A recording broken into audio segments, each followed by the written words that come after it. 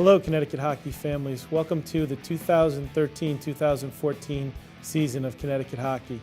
My name's Tom Regan, and I'm the president of the Connecticut Hockey Conference, which is the USA Hockey affiliate for Connecticut.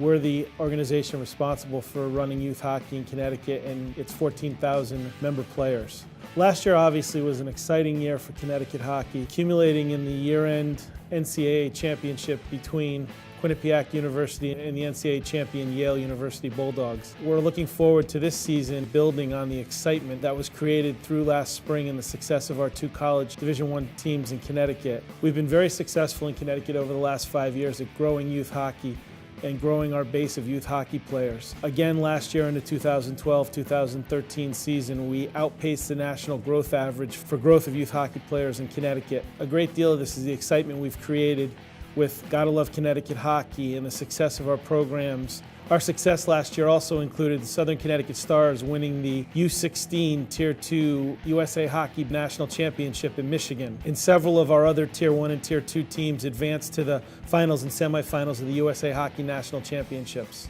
This year we're looking forward to another great year, building on the success of last spring's success and looking forward to the 2014 Winter Olympics in Sochi. Connecticut should be very well represented on the men's side with players such as John Quick, and on the women's side the team will be led by head coach Katie Stone from Harvard University.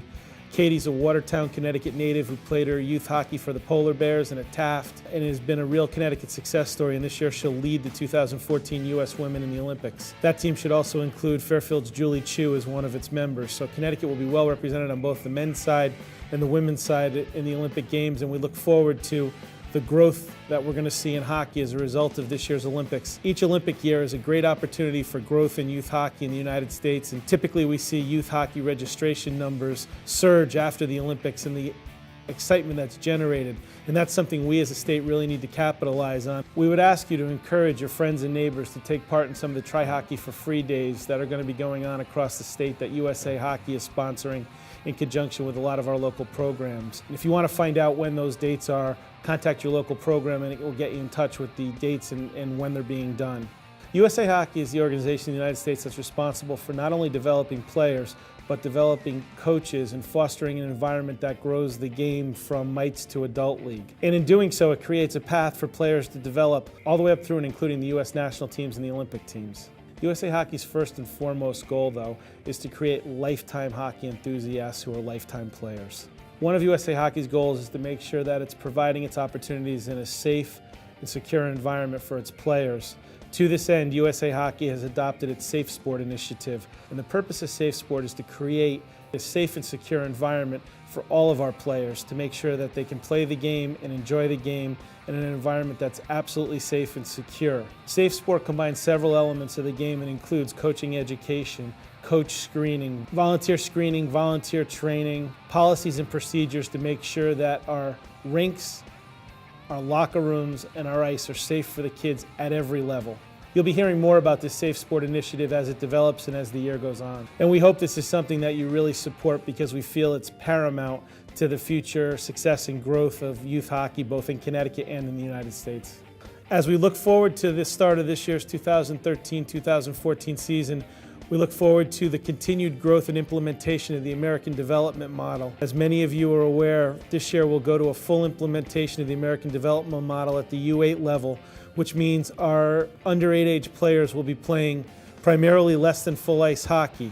This is a trend that's been developing over the last several years, and we at Connecticut Hockey have been implementing it in a phase-in model, and this is the first year we'll see the full implementation of the ADM. As part of our expansion of the American Development Model at the U8 level, Connecticut Hockey has entered into a program with its affiliate members to purchase full-size boards with full radius corners, and it'll allow the rink to be divided into smaller spaces, but the U8 players to still play hockey at a level that feels like they're on full ice, very much the way Little League Baseball plays on a smaller proportioned field. We feel the use of these mini boards will allow players to really get the most out of the less than full ice play in the American development model and really foster more excitement among the players. We know there's been a lot of discussion over the American development model's use of less than full ice for the development of players, but all we ask is that you give it a try and let the kids get out there and play it and see how they respond to it. Last year we at Connecticut Hockey did a series called Talking Hockey with some very, very knowledgeable and well-known hockey names to talk about the benefits of the American development model in less than full ice hockey and its importance in developing skills for our players and developing players in the future. USA Hockey believes that this is the best skill development model available for our younger players to make them, one, enjoy the game, two, make it an affordable experience, and three, really develop their skills and help promote them to grow the game so that we in the United States develop better, more skilled hockey players over time. At the end of the day, let's let the 8-year-old boys and girls who are playing the game decide whether less than full ice hockey is something they enjoy and something they really want to embrace. In closing, I want to thank all the volunteer coaches, referees, officials, and board members we have out there. 2 years ago, I was privileged enough to represent Connecticut at the 75th anniversary of USA Hockey. During his comments that evening, NHL President Gary Bettman talked about the growth of the American player in professional hockey and the fact that it had grown from 2 players in the 1960s to over 300 players in the NHL today. He gave credit to that growth to USA Hockey and reminded everybody that USA Hockey is largely a volunteer organization, and without the coaches, board members, and volunteers, we wouldn't be able to provide the opportunities we provide for 14,000 players in Connecticut.